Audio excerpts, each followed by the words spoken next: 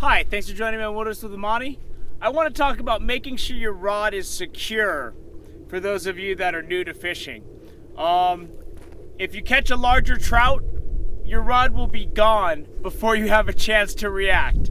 You're talking to someone who's lost 2 fishing poles in my day. I didn't care so much about the fishing pole, but I was always curious what the fish looked like that took my pole. One time I was at Big Bear Lake in Southern California. I laid down on this sandy beach.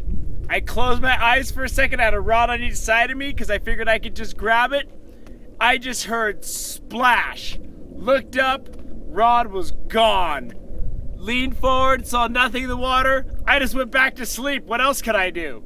The other time, when I lived down in San Diego, I went out on Crystal Pier and I had some anchovies.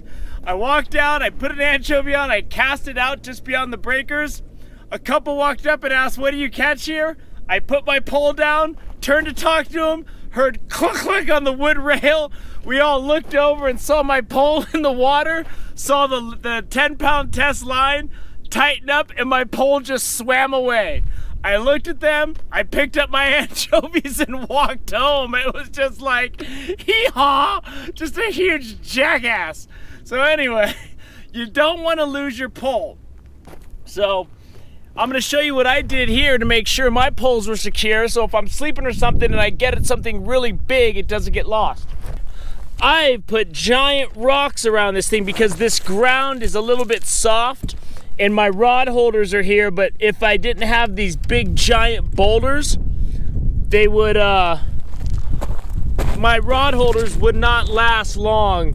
If a big 5-10 pounder, I mean, there's big trout in these lakes. You gotta, you don't always catch them, but they're there. And you don't want them to take your pole.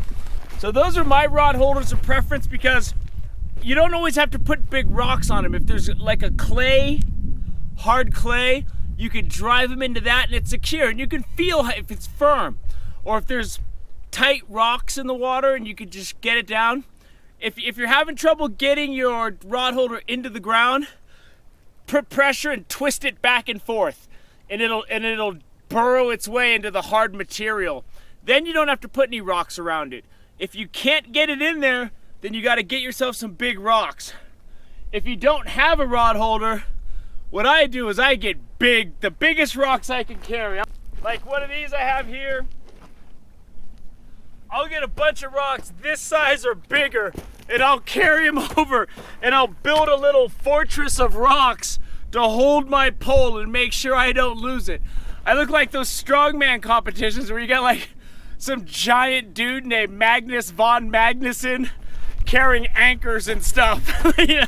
That's how big, that's how heavy the rocks are that I like to use because I don't want to lose my pole, but I really don't want to lose my fish that I have on there. So, I mean, just make sure your rod is secure. Don't learn the hard way. I have learned the hard way.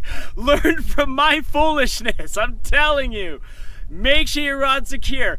Even if you have it propped up and you're like 4 feet away, that thing will absolutely be gone like that. If you get a big hit, if a fish takes your stuff, if you're fishing loose lines like I do, and the fish swims, a big 5-6 pounder, you will not have time to respond. Make sure your rod is anchored. Make sure your rod holders, whatever style you use, is anchored.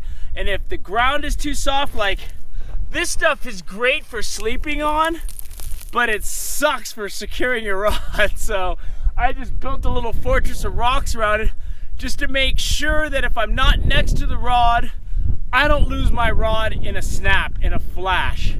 And if you fish long enough and you don't secure your rods, eventually you will lose a rod if you catch a big fish. So I hope this tip helps keep your rod safe and helps you land some bigger fish. So thank you for joining me on Wilderness with Amani, and hopefully we can do some fishing soon.